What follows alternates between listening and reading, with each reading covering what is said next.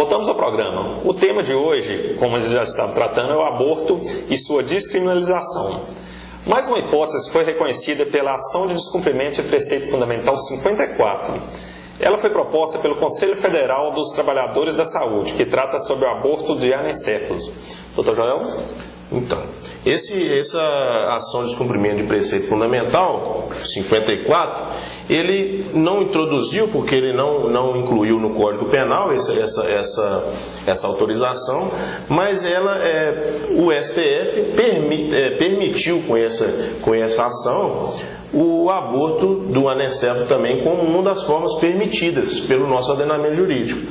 Mas essa permissão não é uma permissão ampla, é uma permissão que deve ser analisada pelo juiz. Então a justiça tem que analisar e tem que autorizar para que ocorra. Então o que é o anencéfalo? Para quem todo mundo já tem ouviu falar ou estudou sobre isso aí, anencéfalo é o feto que por má formação o cérebro dele não evolui junto com o feto, então ele nasce, mas a sobrevida dele é mínima.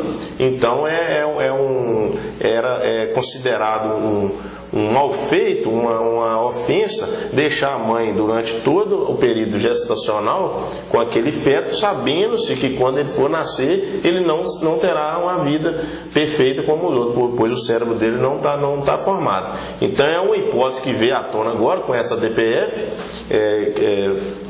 pelo STF, que também autoriza esse aborto de anencéfalo, desde que estudado com o diagnóstico, né? Lógico que tem que ter o diagnóstico, o juiz analisando, sendo esse fato, era permitido também esse aborto. É uma autorização muito bem acertada. Na minha opinião também. É uma ponderação de princípios até mais relevante do que as duas já reconhecidas expressamente pelo Código Penal, né? Sim, claro. Porque dessa forma nós não temos só um abalo psíquico da mãe, nós temos comprovado cientificamente que até o feto que vai nascer e vai se tornar aquele bebê, vai sofrer muito, porque ele não tem nenhuma capacidade vital, né? A anencefalia, como dito pelo Dr. Joel, é uma malformação cerebral. Ele não tem parte do cérebro e ele não consegue manter funções vitais básicas. Então ele pode sobreviver por 5 minutos, mas não passará de 2 anos no máximo, como dito pela maioria aí da doutrina médica. Citado pelo Dr. Ricardo no início do programa, é de se entender que nós não temos isso inserido no Código Penal ainda, porque na década de 40 ainda não era possível analisar cientificamente casos como esse, né? Não tinha os recursos técnicos que a gente tem hoje. Havia, né? A tecnologia evoluiu catastroficamente, gigantescamente de poucos anos para cá. E o STF não tem função legislativa.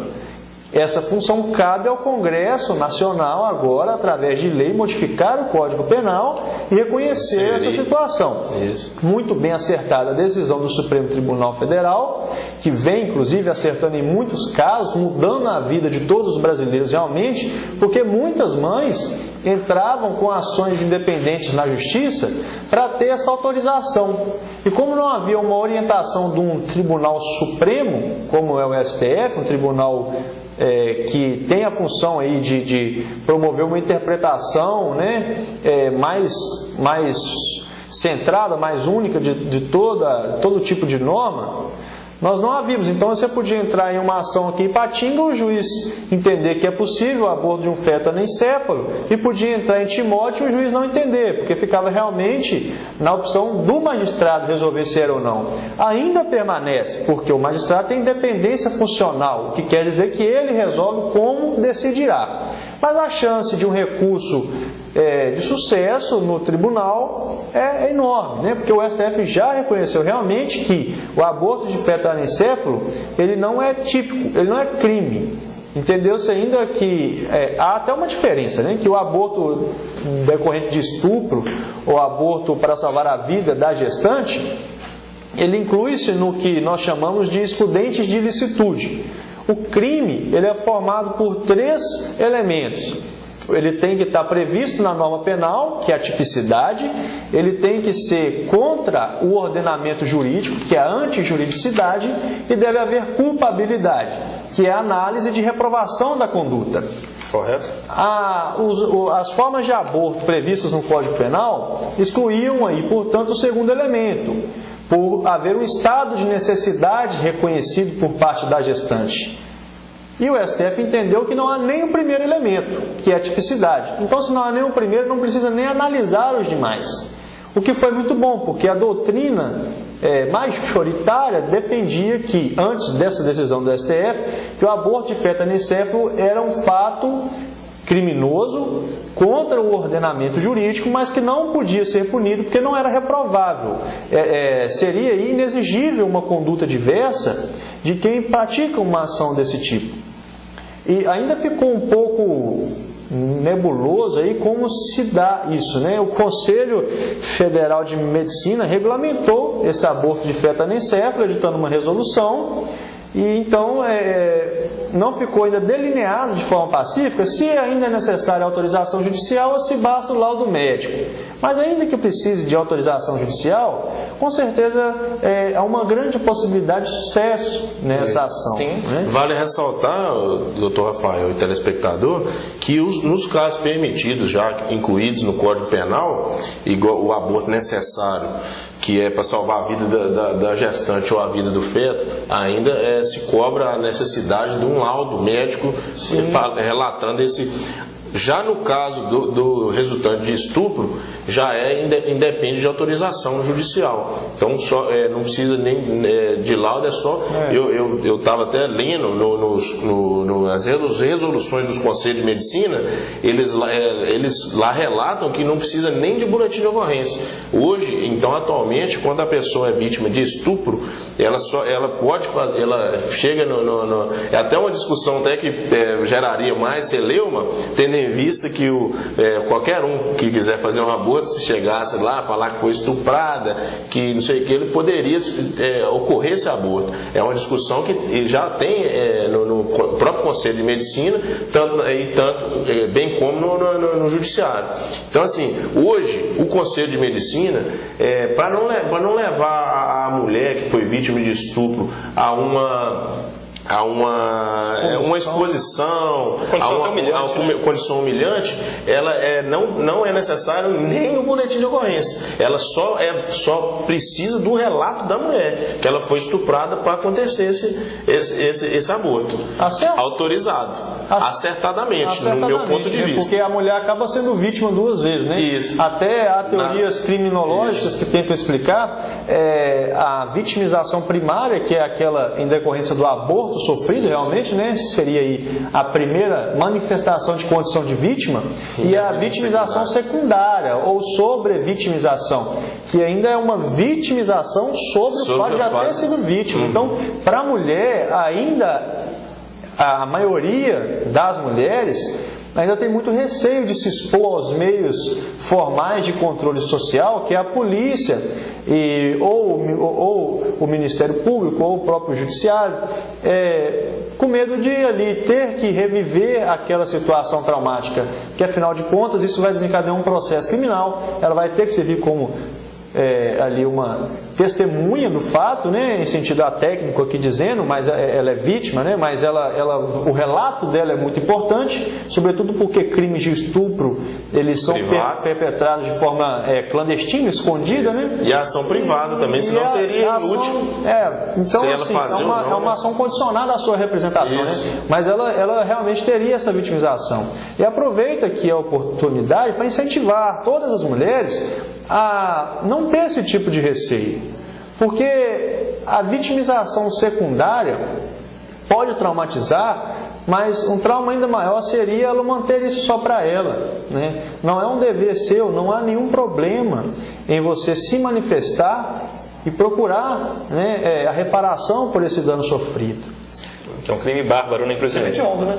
Sim, é um crime hediondo. Na minha opinião, um dos crimes mais bárbaros que nós temos. Em outra linha de raciocínio, essa discussão ela é muito ampla, até porque se colocar isso aqui em termos sociais, em termos mais acessíveis para toda a população, uma pessoa estuprada, se só basta o seu depoimento, o aborto está um pouco, na minha opinião, meio inviável, pois seria só uma manifestação dessa. Já está balançado, né? Então nós vemos aí uma tendência a de descriminalizar. Então é isso, aonde que eu queria chegar, o ponto de vista que eu queria chegar com essa explanação sobre o estupro, sobre essa autorização de aborto feito em caso de estupro pelo médico, que ele pode fazer mesmo sem boletim de ocorrência, ou com o boletim ou sem o boletim, depende da vítima, né, que foi estuprada, é um ponto de vista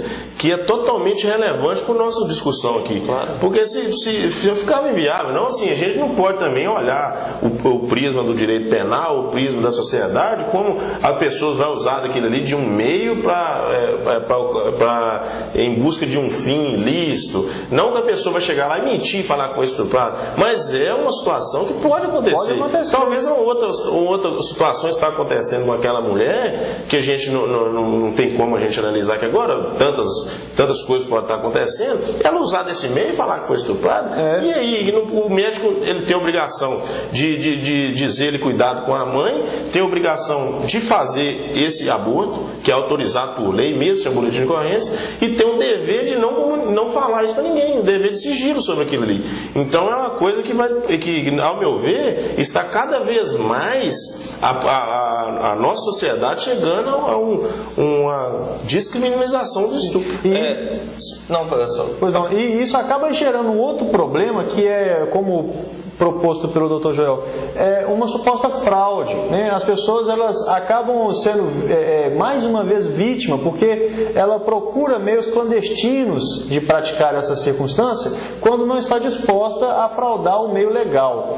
Esse aí é o ponto que eu queria chegar. Nós temos dados estatísticos da revista Época de 2014, eles colocam o termo como dados invisíveis, que em 2013 no Brasil, eles estimam que aconteceram, né, 750 mil abortos. Pois é um resultado alarmante. Alarmante. E o que está em discussão é a saúde da mulher. Muitas vezes, 750 mil abortos que aconteceram, a mulher ela se submeteu a esse tratamento de aborto em condições assim, que faltava higiene, que colocavam em risco a saúde dela. Ela pode ter aí lesões irreversíveis, claro, irreversíveis, né? Em decorrência de ser forçada a procurar uma clínica clandestina de aborto. Porque 750 mil é um número muito grande. É um número muito grande. O Estado, nós percebemos que ele não consegue controlar essa situação. Isso já está provado. O direito penal por si só não consegue evitar criminalidade nenhuma. Nós temos que tratar da base do problema. Então, daí a minha opinião de descriminalizar o aborto, embora não concorde em legalizá-lo, certo? É diferente, eu repito, quero que fique bem claro, é um tema muito melindroso, né, que a gente tem que realmente reforçar aqui. Descriminalizar é deixar de tratar como crime. Legalizar é liberar geral, em termos rápidos, né? Em termos simples, né? Não estou entendendo que deve liberar geral, mas uma estatística como essa, de 750 mil abortos ano, é uma prova enorme de que o Estado não está conseguindo controlar através do direito penal. Muito melhor seria aí se o Estado ele regulamentasse uma via alternativa ao direito penal para controlar o aborto, que ele fosse efetivo. Basta ser efetivo, não precisa ser crime, porque com uma multa administrativa ao hospital, à mulher ou a quem esteja prestando auxílio a ela, surtiria muito mais resultados, porque seria mais rápido, seria mais efetivo, mais célere. Nós temos um exemplo parecido com essa estatística levantada no Brasil, que levou países como a Itália e a Alemanha a realmente descriminalizar o aborto. Lá os números não chegavam a tanto, ocorreu que constataram que haviam 300 mil abortos ano e perceberam que realmente criminalizar não era o melhor caminho. Então investiram em justiça social, em assistência psicológica, em um atendimento individualizado para cada mãe, para que ela conseguisse perceber a sua responsabilização pré-natal, né, sua condição de mãe, o que ela deveria tentar. Além disso aí, temos também os dados que desses 750 mil, a faixa de 85% desses 750 mil abortos são feitos em pessoas de classe média baixa, de baixo grau de instrução. Então, mais uma vez, mais um programa, nos 4 programas que nós estamos agora integrando, no 4º programa, nossa discussão, todos os temas chegam a uma única conclusão: o problema estrutural que o Brasil tem. Então, assim, se investisse mais em educação, mais em saneamento, mais em educação sexual mesmo nas escolas, que as escolas trabalhassem nesse ponto, diminuiria também isso. Ao invés de liberar, legalizar. De se tratar a consequência antes de se tratar a causa, né? Isso, tratar a causa. É por isso que eu peguei um adendo do Dr. Rafael. Ele estava realmente falando disso que ocorreu na Alemanha. Porque o que acontece aqui no Brasil é que o direito penal, o Estado, na realidade, ele sempre chega tarde. Ele chega quando o crime já aconteceu. O que a gente tem que evitar é que ele ocorra.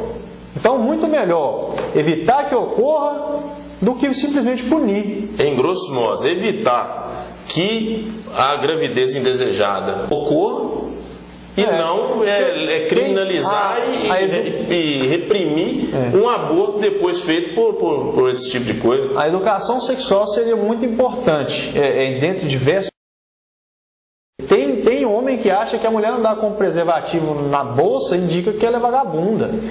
Isso não faz o menor sentido, né? Nós temos que evoluir, que abrir a mente para entender que este é um tema não só em relação da mulher com feto, é um problema social, como todos os problemas estruturais aqui do Brasil. Nem só jurídico, é um problema não realmente social. Então, pessoal, né, vamos lá, use camisinha para evitar problemas depois. E pense bem, e antes de tomar uma decisão drástica, procure um órgão público, procure assistência social, procure a igreja, tente entender o que está acontecendo. Com certeza. E se alguém engravidar, pelo menos comigo, assim, eu dou os parabéns, sabe? Eu nunca vou recomendar que ele faça um aborto.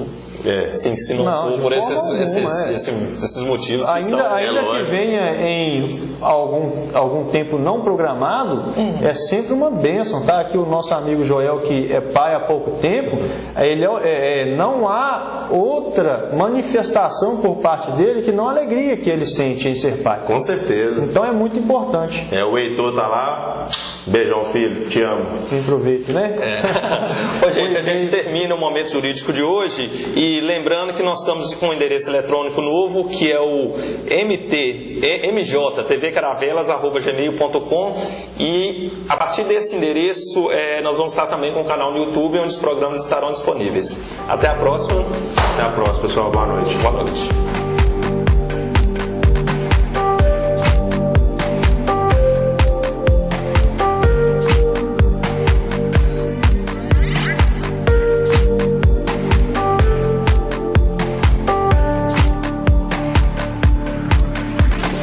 Oh